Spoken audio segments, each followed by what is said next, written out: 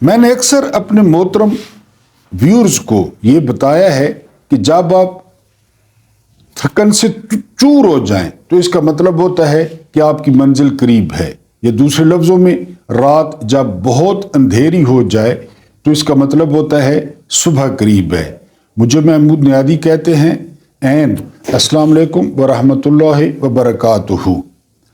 عمر ابن خطاب وہ بڑے مشہور پہلوان اور نامی گرامی جوان تھے عربوں کے۔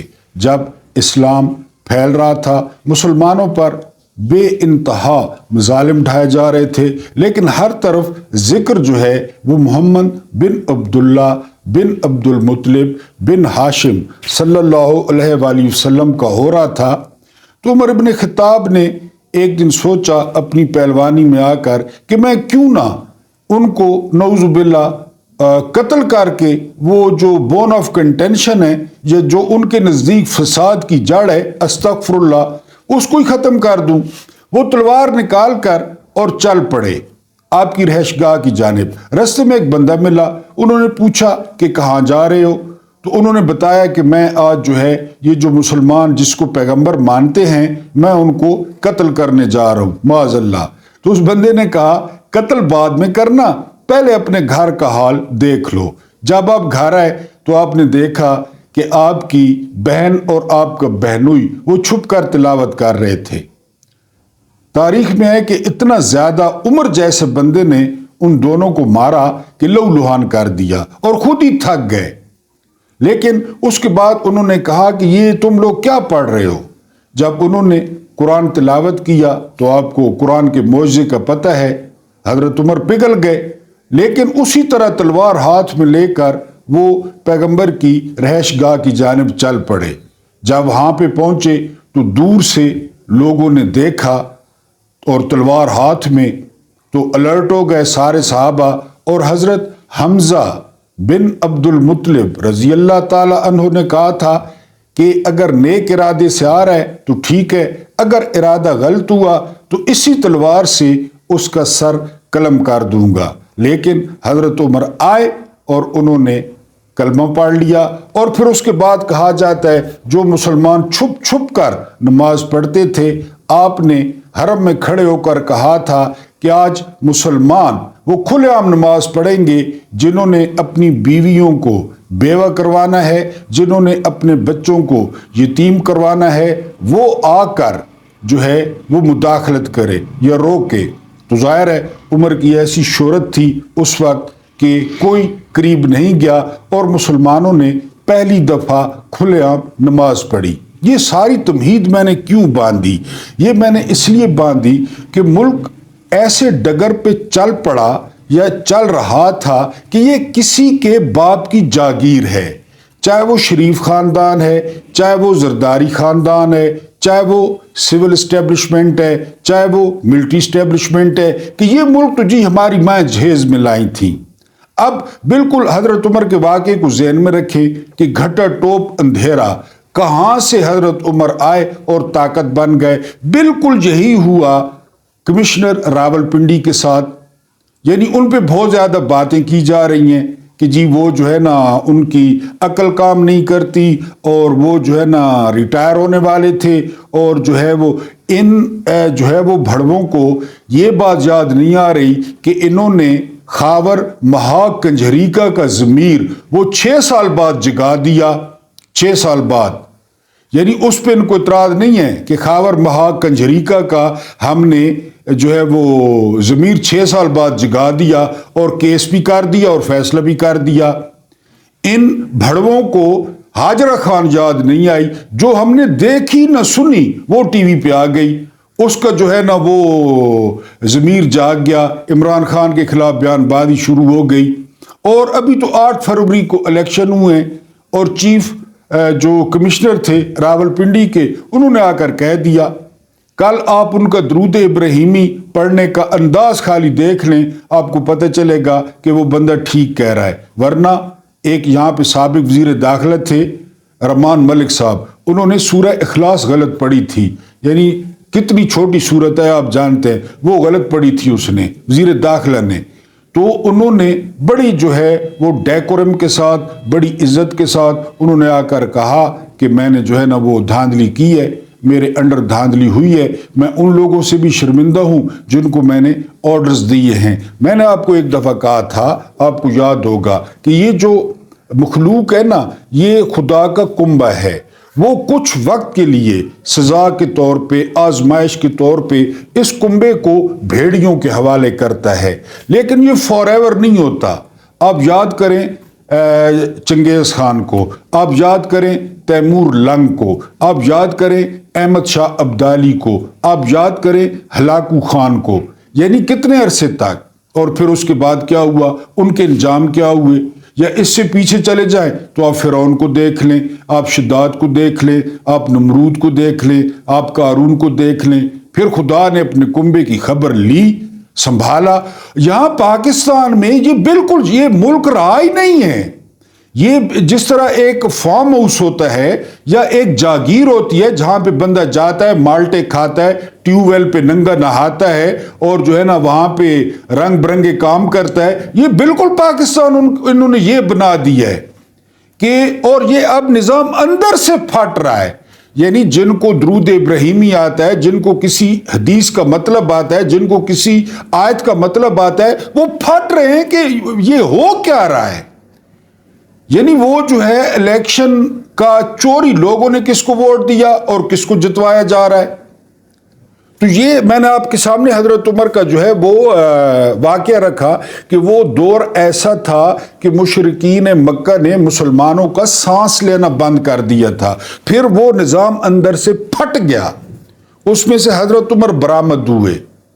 یہ نظام جو ہے، یہ نظام اندر سے پھٹنے جا رہا ہے۔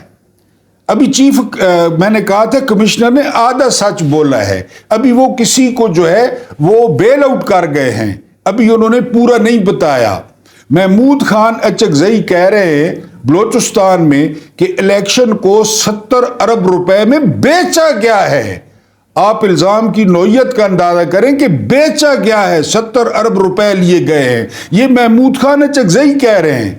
اور محمود خان اچکزئی کہہ رہے ہیں کہ ہم دیکھ لیں گے جنہوں نے ہمارا ووٹ چوری کیا ہے۔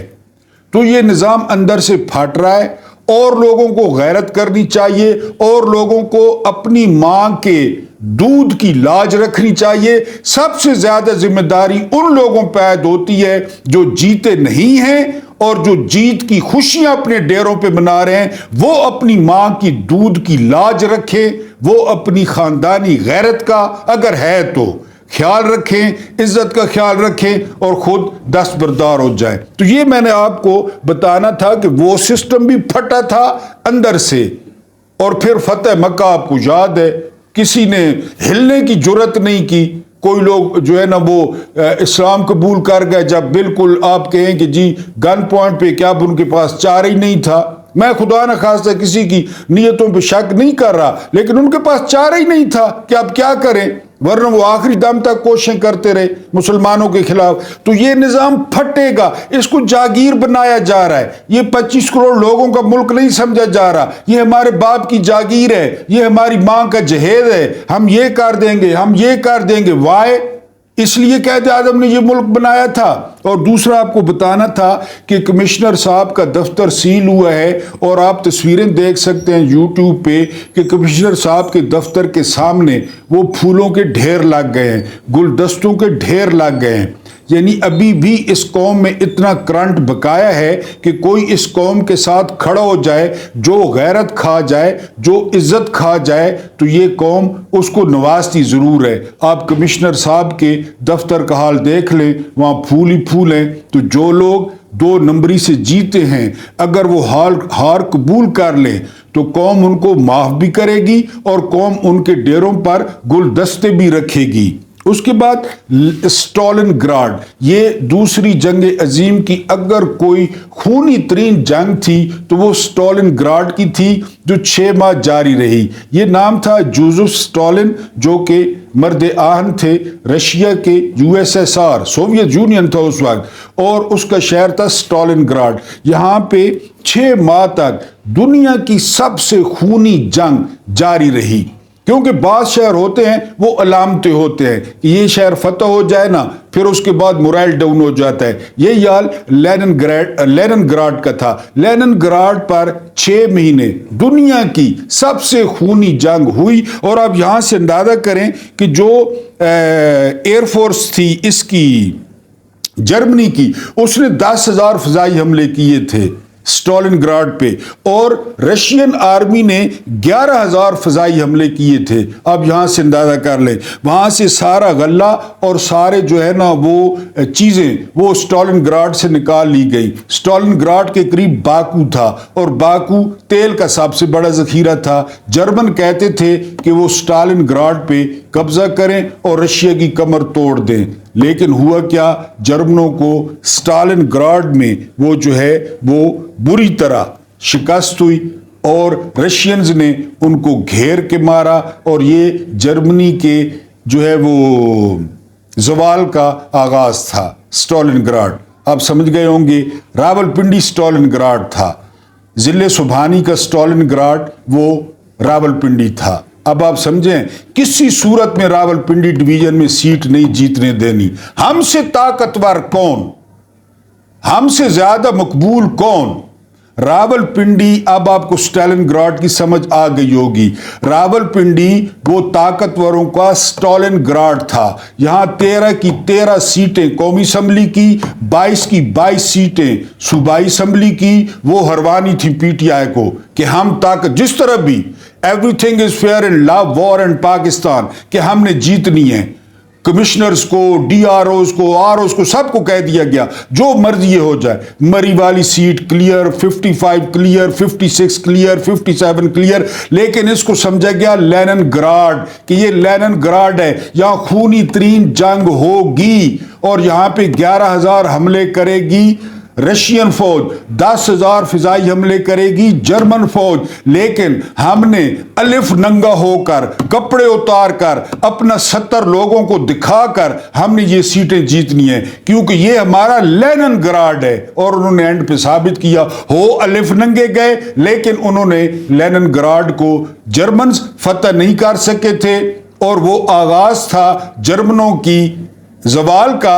انہوں نے لینن گراڈ کو فتح کر لیا, لیکن ہٹلر کی طرح جائز طریقے سے نہیں, ناجائز طریقے سے. اور یہ لینن گراڈ بنے گا ان طاقتوروں کا, یہ راولپنڈی لینن گراڈ بنے گا اور یہ ان کی طاقت کا, ان کی یزیدیت کا, ان کی نمرودیت کا یہ یہاں سے آغاز ہوگا جو اپنے آپ کو قانون سے اور آئین سے بالاتر سمجھتے ہیں. تو انہوں نے پنڈی کو اسٹالن گراڈ سمجھا اور انہوں نے اس کو فتح کر لیا, 13 سیٹیں اور 22 سیٹیں. اور پھر وہ چیف جسٹس جو کہ اندھا ہے, گنگا ہے, بہرا ہے, کی جو ہی نام آیا اس کا, کمشنر نے کہا کہ 2 بندے ذمہ دار ہیں, ایک چیف الیکشن کمشنر سکندر سلطان راجہ اور ایک چیف جسٹس آف پاکستان قاضی فائز عیسیٰ. تو فوراً ان کو میڈیا بھی نظر آ گیا, ان کو خبریں بھی نظر آ گئیں. وہ بھاگتے بھاگتے سپریم کورٹ میں آئے جہاں پہ بنیادی انسانی حقوق کا